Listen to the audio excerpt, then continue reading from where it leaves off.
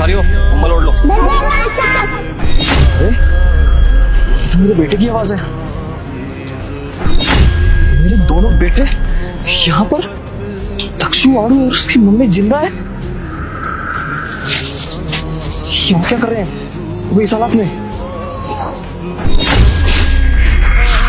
सुनिए, आप लोग इस हालत में यहाँ पे क्या कर रहे हैं? आप लोगों के पास अपना घर नहीं है क्या? साहब अगर घर होता तो हम यहाँ पे थोड़ी होते। देखिए, आपकी मांग भरी हुई है और आपके 2 छोटे छोटे बच्चे भी हैं। इसका मतलब कि आप शादीशुदा हैं। और आपके पति कहाँ हैं? आपको ऐसे हालात में क्यों छोड़ के चले गए? साहब मेरा घर था, परिवार था, सब कुछ था मेरे पास, लेकिन एक पल में सब कुछ छिन गया। मतलब मैं कुछ समझा नहीं। मतलब ये साहब, मेरे पति के घर से मुझे और मेरे बच्चों को धक्के मार करके निकाल दिया गया। तब से साहब मैं और मेरे बच्चे जहाँ जगह मिले वहीं सो जाते हैं। कभी फुटपाथ पे जगह मिलती है तो वहाँ सो जाते हैं, कभी ऐसे किसी पार्क में आकर के सो जाते हैं। कोई खाना देके जाता है साहब तो खा लेते हैं, वरना पूरा दिन ऐसे ही निकल जाता है। मैं तो बर्दाश्त कर लेती हूँ भूख, लेकिन मेरे ये छोटे छोटे बच्चे भूख बर्दाश्त नहीं कर पाते। इनकी वजह से कभी कभी मुझे भीख भी मांगनी पड़ती है। क्यों? लेकिन किसने निकाला तुम्हें घर से बाहर? मेरी ननद ने साहब, क्योंकि वो नहीं चाहते थे कि हम लोग उस घर में रहें। अरे तो आपके पति कहाँ हैं? उन्होंने रोका नहीं उन्हें, आपकी सास और ननद को, आपको घर से बाहर निकालते हुए? साहब मेरे पति को तो ये भी नहीं पता कि उसकी पत्नी और उसके बच्चे इस दुनिया में है भी कि नहीं।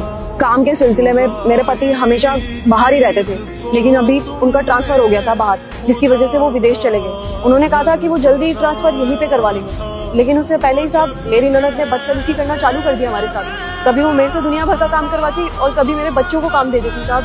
लेकिन एक दिन उनके सब्र का बांध बिल्कुल टूट गया और मेरी ननद ने मेरी सास को मेरे खिलाफ बहुत भड़का दिया और उसी दिन उसने हमें धक्के मार कर घर से बाहर निकाल दिया साहब। और साहब हमें धक्के मार करके ये बोला कि मैं और मेरे बच्चे इस दुनिया में बोझ है, तो इसीलिए आज के बाद हमारे घर आने की कोशिश मत करना और इस घर के दरवाजे तेरे लिए हमेशा के लिए बंद है। तो तब से साहब मैं और मेरे बच्चे ऐसे ही दर दर की ठोकरें खा रहे हैं। अरे कोई तो वजह रही होगी ना, ये ऐसे कोई बेफालतू में किसी को घर से बाहर निकाल देता है? आखिर है तो वो उनके पोते ही ना, तो ऐसे कैसे कर सकते हैं इन लोगों के साथ? वो वजह थी ना साहब, सबसे बड़ी वजह थी प्रॉपर्टी। मेरे पास 2 बेटे हैं, उसको ऐसा लगता था कि अब वो सारी की सारी प्रॉपर्टी इन दोनों की हो जाएगी। मेरी ननद ना शादीशुदा है, उसके पास भी एक बेटा है, उसका अभी डाइवोर्स हुआ है और वो हमारे साथ हमारे घर ही रहती थी। और मेरी ननद चाहती थी कि वो सारी की सारी प्रॉपर्टी उसके बेटे की हो, इसीलिए उसने हमारे साथ ऐसा किया।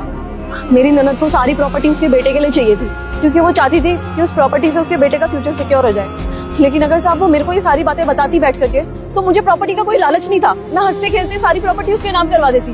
लेकिन शायद वो सोचती थी कि इन बच्चों के रहते वो प्रॉपर्टी उसके बेटे की कभी नहीं हो सकती, इसीलिए उसने हमारे साथ ये किया साहब। अरे जब आपके साथ इतना सब कुछ हो गया, कम से कम ये सब बातें आपको अपने पति को तो बतानी चाहिए थी ना। पति है वो आपकी बातों पे तो भरोसा करते ही ना। वो बताया क्यों नहीं आपने उन्हें? नहीं साहब, मैं ये नहीं कर सकती थी, क्योंकि अगर मैं उनको ये सब बता देती तो शायद उनके परिवार के टूटने का कारण मैं बनती।